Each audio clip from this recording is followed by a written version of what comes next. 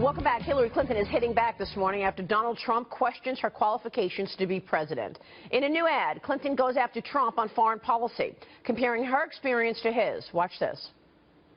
The entire international community must prevent Iran from acquiring a nuclear weapon. Saudi Arabia, nuclear weapons? Saudi Arabia, absolutely. The United States welcomes the agreement today for a ceasefire in Gaza. The difference between Hezbollah and Hamas does not matter to you yet, but it will. It will when it's appropriate. Dr. Waleed Phares is with us, Fox News Middle East and terrorism analyst and a foreign policy advisor to Donald Trump's campaign. Sir, good to see you. Thanks so much for joining us. Morning, Maria. Thank you. So what did you think of that ad?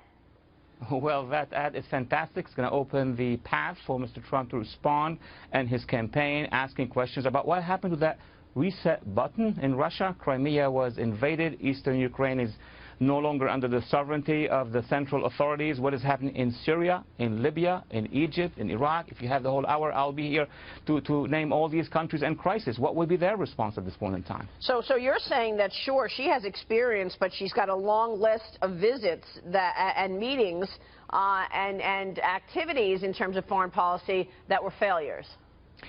If the list is what it counts, then Senator McCain would have won over Senator Obama in 2008, right? And or President Clinton was the one who won in 1992 over somebody who was 8 years in the White House, President Bush, 41, and before that he was the director of CIA. It's not just the list.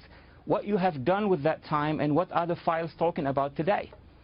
How will that resonate for people? What do you think Donald Trump needs to do to make the case that he, in fact, would be better on foreign policy? Well, number one, obviously he is moving from the primaries very quickly, quicker than what we thought, to the national election. Of course, there will be statements, there will be speeches. He had a speech, and in that speech he made very many points to be clear with regard, for example, the Arab and Muslim world, reaching out deep at the time that the Arab Spring has collapsed under the watch of 2 terms of the Obama administration. And of course, with time, there will be debates, and I'm looking forward to those debates coming over the summer. What about the temporary ban on Muslims? What about his commentary on Mexicans? Is this going to hurt with those groups going into the general election? Well, look, when we talk about an interim ban on Muslim or on any community, that is a suggestion until the administration and the bureaucracy would find answers to the jihadi penetration, on the one hand. And we talk about 250,000 of mostly Muslims who died in Syria, and those who are refugees in Sinjar Mountain or the Darfur situation. When we make that comparison, believe me, most of Arabs and Muslims would say, we understand that the United States needs to defend itself, but we need a foreign policy that takes care of us here at home where we are. Okay, so you think that it will resonate with Americans of all stripes because his words are fighting for Americans? Look, Americans today are not like 25 years ago or 30 years ago. They have social media, and if you see what the debate is happening there, how people are reacting with people, multiple communities, they are very smart. People are smart. They understand. They look at the results of foreign policies. For example, in Egypt, partnering with the Muslim Brotherhood was not a good idea. The Iran deal that is now being taken as an important piece of achievement is a disaster. The Iranian people were abandoned in 2009. The Gulf is not very happy with our foreign policy. So if we go over that list of achievements, I think Mr. Trump will have an edge. Yeah, it's really interesting because certainly the Iran deal was pretty much, most Americans were against it. And here we have a deal that most people are saying needs to be either restructured or done away with. Let me ask you about the international reaction, the communities away from the United States. Who wins on that?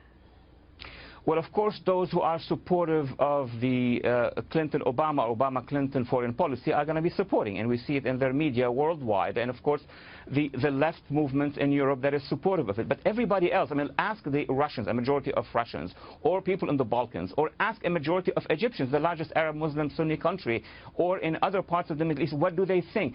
If you translate only what has been said about Mrs. Clinton in Egypt, from Arabic to English, just translate that and you'll have your answer. And I guess we haven't really heard Donald Trump talk much about that reset in Russia. Is he going to be using this on the campaign trail given that she's now pushing her experience as one of the reasons that she believes she'll win? Well, let's remember that Mr. Trump is finishing the primary. He has finished the primaries and getting ready for the national election, for the convention, on the one hand. On the other hand, you have a Secretary of State, of course, with all her travels and meetings, but then when the debate will begin, it has to be about the subject. It's not about if I had tea with the Queen of England or not. It has to be about what do we do in Syria in the future, not 20 years ago. And you think he's ready for that? I think he's very ready for that. Actually, just by naming all these crises and proposing, then you're going to see a major difference between, you know, the achievements of the past and the plans for the future. Waleed, good to have you on the program this morning. Thanks so much. Thank you for having me. Waleed Farah is joining us there.